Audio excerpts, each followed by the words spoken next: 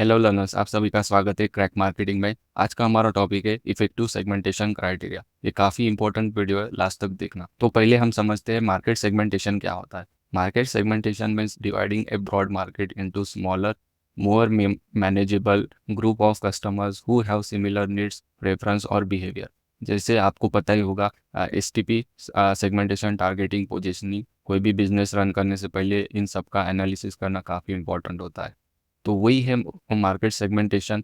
एक broad market में से आप अलग अलग सेगमेंट्स चूज करोगे अकॉर्डिंग टू उनके नीड्स, प्रेफरेंस, उनके बिहेवियर के हिसाब से। जब ये सेगमेंटेशन करते हैं, उसको स्मूथली रन करने के लिए कंपनी को कुछ क्राइटेरिया को फुलफिल करना होता है, तभी वो अपने कंपनी को ग्रो कर सकते हैं। तो वो कौन से क्राइटेरिया है, तो आइए समझते हैं डिटेल्स में।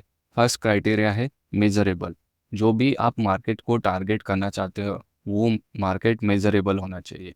जैसे मैंने यहाँ पे लिखा है, the size, purchasing power and profile of each segment can be quantified. अब जो भी सेगमेंट चूज करोगे, उसको टारगेट करने के लिए आपको चेक करना पड़ेगा, हम जिस सेगमेंट को टारगेट कर रहे हैं उसका साइज कितना बड़ा है, हम उसमें से प्रॉफिट कितना निकाल सकेंगे। ये सब आपको एक डेटा के हिसाब से मेजर करना पड़ेगा, ताकि आगे जाके अपने कंपनी को लॉस ना हो सके। For example, you can measure that 35% of your audience is 18 to 25 years old and spend 5,000 per month on fitness। आपको देख, अगर आपकी ऑडियंस कुछ 18 to 25 साल के बच्चे हैं या फिर टीनेजर्स है, सॉरी नॉट बच्चे, टीनेजर्स है, तो आपको देखना पड़ेगा कि कौन ऐसे टीनेजर्स है 18 से 25 साल के जो 5,000 पर मंथ स्पेंड कर सकते हैं अपनी फिटनेस पे। जो भी जिम ओपन करेगा उसको देखना पड़ेगा ये डिटेल्स, तो ताकि वो आने वाले कुछ दिनों में प्रॉफिट अर्न कर सके। यहाँ पे लिखा है कि वाई इट मैटर्स, ये क्यों इम्पोर्टेंट होता है। Without measurable data you can't evaluate potential और सक्सेस। हाँ, अगर आपके पास डेटा ही नहीं है इन द प्रेजेंट मोमेंट, तो कंपनी को पता ही नहीं चलेगा आगे जाके उसको सक्सेस मिलेगी भी या नहीं। तो ये होता है मेजरेबल। सेकंड पॉइंट है substantial. The segment must be large and profitable enough to serve. Substantial में आपको देखना पड़ेगा कि हम जिस सेगमेंट को टारगेट कर रहे हैं वो एक तो काफ़ी बड़ा होना चाहिए, और इन फ्यूचर उसमें से हम काफ़ी प्रॉफिट अर्न कर सके। ये सब्सटेंशियल में आता है। For example, in niche segment of only few dozen customers not justify marketing cost. जैसे नीच मार्केटिंग में आपको पता ही है कि कुछ गिने चुने लोग होते हैं जिसको सर्विसेज, प्रोडक्ट सर्विसेज, बट उनकी मार्केटिंग कॉस्ट भी उतनी ही होती है, तो वो ज़्यादा प्रॉफिट अर्न नहीं कर सकते। इस पॉइंट में कंपनी सोचती है, थिंक करती है, is this segment worth investing in, कि हम इस सेगमेंट में पैसा डालना हमारा वर्थ इट रहेगा, मतलब आगे जाके हमें लॉस तो नहीं होगा। ये सब इस स्टेज में कंपनी सोचती है। देन थर्ड पॉइंट है असेसिबल।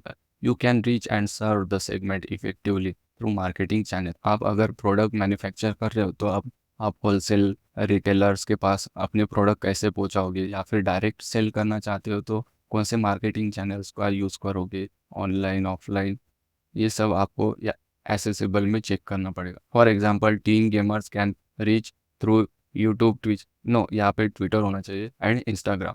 जो टीन गेमर्स होते हैं जो ऑनलाइन स्ट्रीमिंग वगैरह करते हैं, वो कैसे लोगों तक पहुँचते हैं, यूट्यूब स्ट्रीमिंग करते हैं, इंस्टाग्राम्स पे रील्स वगैरह, शॉर्ट्स वगैरह डाल के अपने ऑडियंस को अट्रैक्ट करते हैं। एसेसिबल में आपको चेक करना पड़ेगा, are there communication and distribution channel available to connect with them. आपको यही चेक करना है कि हम अपने कस्टमर के साथ कैसे कम्युनिकेशन करेंगे, हम अपने प्रोडक्ट को कौन से डिस्ट्रीब्यूशन चैनल के हेल्प से उन तक पहुंचाएंगे। जो भी डिस्ट्रीब्यूशन का पार्ट होता है वो एसेसिबल में कंपनी को चेक करना होता है।